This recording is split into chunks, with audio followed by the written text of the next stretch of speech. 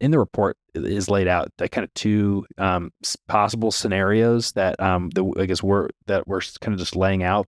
We're not saying that either are absolutely going to be the case, but I think kind of just two different categories and different ways to look at it.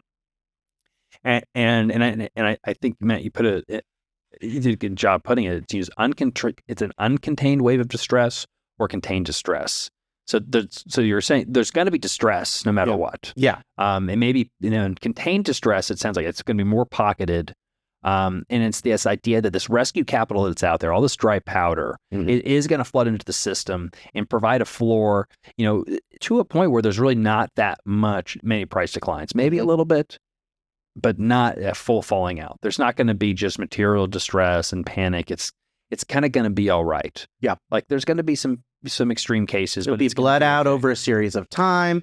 That gets drawn out. Yeah. That gets drawn out. And we're going to be wading through the muck of just a little bit of just like low returns, and the whole cycle's not going to really kind of reset itself. Yeah. And if it's not the rescue capital, it's going to be this idea of extend and pretend, which is what lenders are calling it, of basically burying our head in the sand and saying like, don't tell me about the evaluation. Don't tell me about the financials.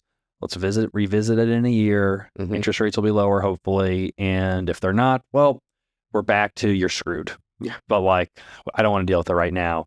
And the real idea, it's not just to like, let's all just get along and hopefully there's no pain. The idea is, okay, but if we're going to have the distress, can we just like spread it out and not have it all be in, October, November in Q4 of 23, because again, they like to take these big bars, these spikes, this period.